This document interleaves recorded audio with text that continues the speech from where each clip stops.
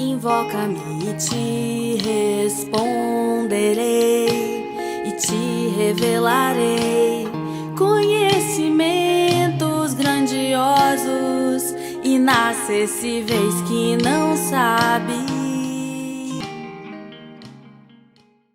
Nesta série de conselhos práticos que o apóstolo João ministra à igreja, hoje nós vamos trabalhar no texto de 1 João, capítulo 3, versículos de número 11 até o de número 24, a questão do amor aos irmãos e o ódio ao mundo.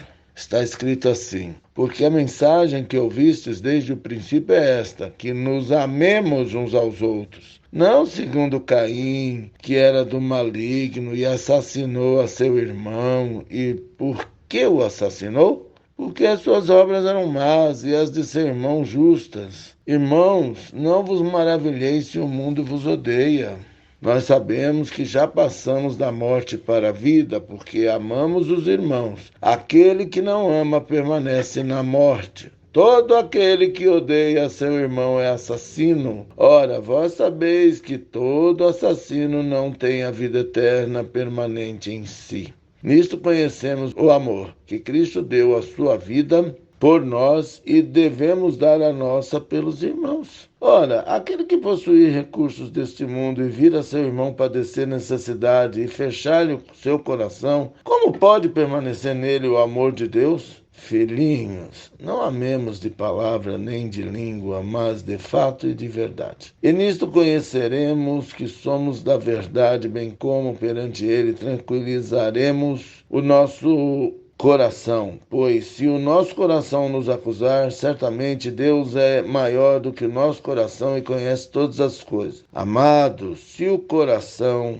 não nos acusar, temos confiança diante de Deus, e aquilo que pedimos dele recebemos, porque guardamos os seus mandamentos e fazemos diante dele o que lhe é agradável. Ora, o seu mandamento é este, que creiamos em o nome de seu Filho Jesus Cristo e nos amemos uns aos outros, segundo o mandamento que nos ordenou. E aquele que guarda os seus mandamentos permanece em Deus e Deus nele. E nisto conhecemos que ele permanece em nós pelo Espírito que nos deu. Então, nós temos que tomar uma decisão, segundo o texto. A decisão de renunciar ao mundo. Tem muito crente aí, um pé em cada canoa, um pé na igreja e dois no mundo.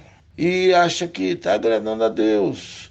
Pelo texto que lemos, essa não é uma verdade bíblica. Nós, se seguirmos a Jesus como deve ser, jamais estaremos em paz com o mundo, porque os valores do sistema do mundo que jaz no maligno bate de frente com o que aprendemos na palavra de Deus. E por isso, como não há um argumento, há uma relação conflituosa, porque o nosso inimigo, o diabo, ele vem para roubar, matar e destruir. Com ele não tem conversa, embora muitas vezes ele se apresente como um democrata, mas na verdade é um demagogo. E não está aberto ao diálogo e faz esse discurso só de fachada. E nós precisamos ter o discernimento disso, senão cairemos no engodo, no engano, na isca que ele joga para nós de modo a nos enganar e nos fazer pecar. A verdade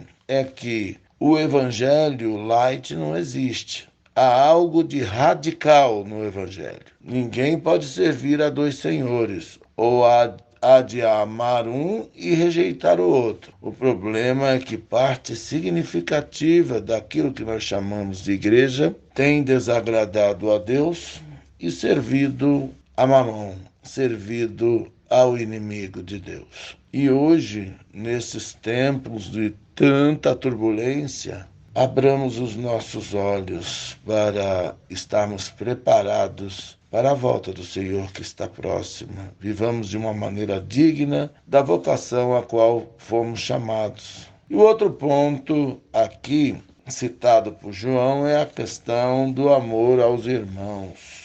Jesus mandou que nos amássemos e não que nos amassássemos. Mas é tão fácil arrumar uma confusão na igreja ou se envolver em uma confusão na igreja que muitas pessoas até desanimam.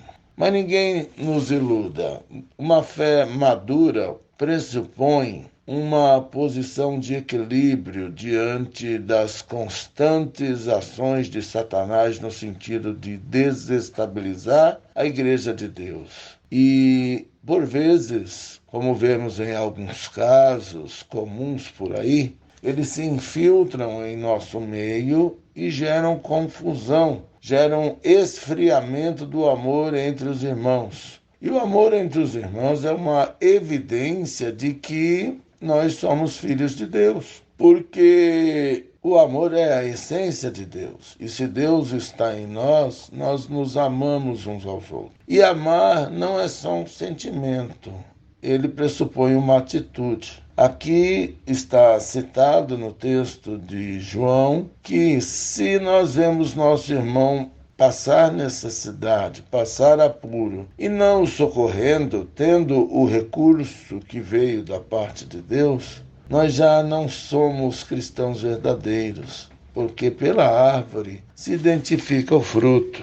E nisto conheceremos que somos da verdade, quando o nosso coração está tranquilo, como um reflexo da nossa consciência livre pelo dever cumprido, pelo sim que dizemos para Deus e pela renúncia ao pecado. Isso faz transbordar no nosso coração o amor de Deus, a paz dele que excede a todo o entendimento. E é isso que nós devemos almejar. Nós devemos guardar os seus mandamentos como evidência da nossa permanência em Deus. Nós sabemos que nós temos mais exemplos negativos do que positivos neste mundo, nesta vida moderna ou pós-moderna, que é uma verdadeira tempestade. Mas aquele que tem os mandamentos de Jesus e os guarda no seu coração, esse o ama e é amado por Deus.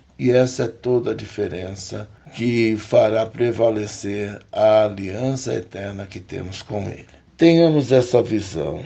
Ao vermos a manifestação do mal dentro e fora da igreja, não desanimemos, mas perseveremos na nossa fé, porque maior é aquele que está em nós do que quem patrocina estas encrencas. Deixo-vos a paz, é o que Jesus falou aos seus discípulos depois de ressuscitar. Repetimos estas palavras porque o mundo carece de paz. Num mundo prestes a uma guerra generalizada, nós somos os mensageiros da paz. E para proclamar essa mensagem, precisamos vivê-la. Que Deus nos abençoe, que Deus derrame paz sobre nós, mas a paz verdadeira, a paz eterna, a paz comprada por Jesus lá na cruz, por amor a nós. Em nome de Jesus. Amém.